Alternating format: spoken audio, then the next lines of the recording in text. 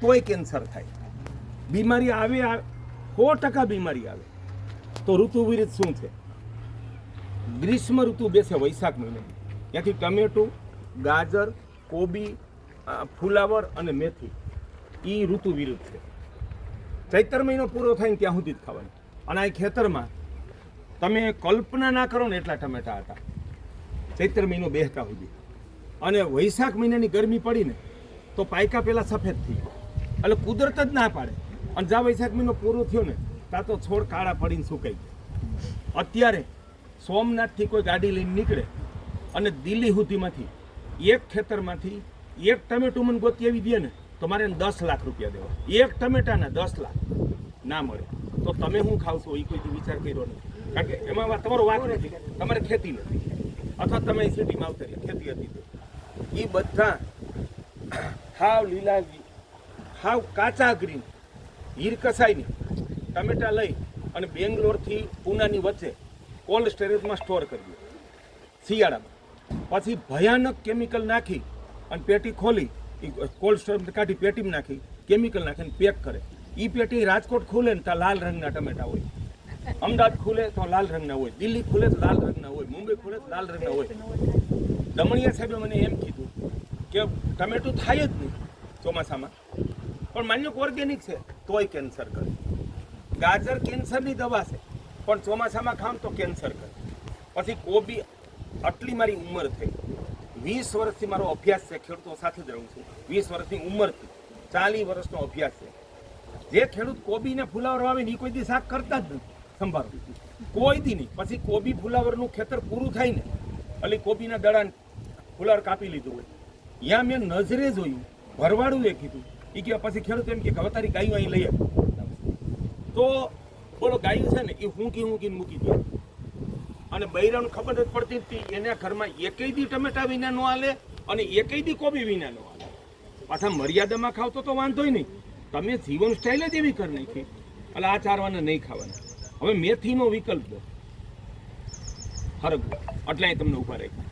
આ હરગવાના પાન અને વાં અળવી.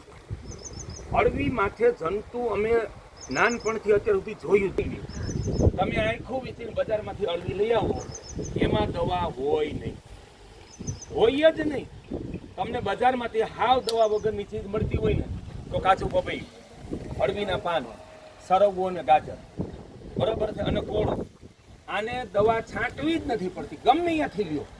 અહીં મારા ખેતરમાંથી લઈ જાવ તોય ઓર્ગેનિક, હે, અને સુરણ એ ઓર્ગેનિક હોય. અને સુરણ આતેડાની દવા છે. લોકો બટેટા ખાય છે, એ બંધ કરીને જો સુરણ ખાતા થઈ જાય ને એટલે બધાનું ઓછામાં ઓછું 10-10 વર્ષનું આયુષ્યની યુવાની વધી જાય, ઓછામાં ઓછી 10-10 વર્ષની.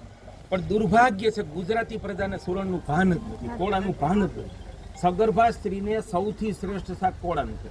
તો આપણા વૈષ્ણવ બીજા આ બધા અમે તેને ધર્મ માનતા જ નથી એ કહીને, આ સંપ્રદાયને એણે આપણને એવા ઉઠા ભણાવ્યા કે કોળું છે ને એ કે એ તો રાવણનું માથું કે ના ખવાય, બરોબર. કોબીની ના ન પાડી, જે ખેડૂત વાવે છે એ નથી ખાતો એની ના પાડી, કારણ કે એને જ્ઞાન નથી. એટલે આપણી સત્યાનાશ છે ને, લસણ ડુંગળી બંધ કરાવી, કોળું બંધ કરાવી અને આ ધર્મવાળાએ કાઢ્યો. એટલે કોળું ઘરમાં ખાવું જ જોઈએ, બરાબર છે. કોળું શીઘ્ર છે ને તમને નબળે આવી ગઈ. માનો કે હમણાં જ મને એવું થયું હતું, કમર દુખતી. અરુણભાઈ મને શું કીધું કે લીલું કોળું લઈ આવો.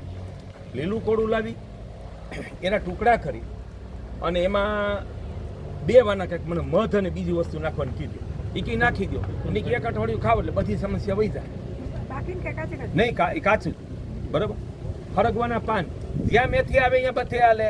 ભજીયા, થેપલા, ઢોકળા, પરોઠા, જ્યાં જે કંઈ તમે બનાવો ને, હાંડવો બનાવો, બધે તમે ઈડલીમાં નાખો ને તોય નખાય. એટલે છે ને હરગવો દરેકના ફળિયા બાવો, કારણ કે એ નાનો હોય તો હાલે, તમે કાપી નાખો બહુ મોટો ન થાય.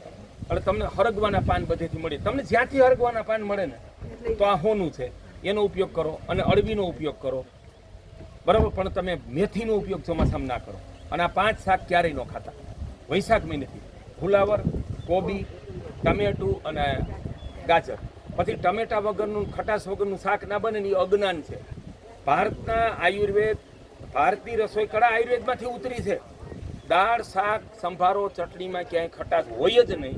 નાખીને તમે મૂળ સ્વાદનું આપણે છે ને સત્યાનાશ કાઢી નાખીએ. અમે હજી આદિવાસીમાં જઈ, રાજસ્થાનમાં જઈ, ત્યાંની દાળમાં ખટાશ હોય જ નહીં.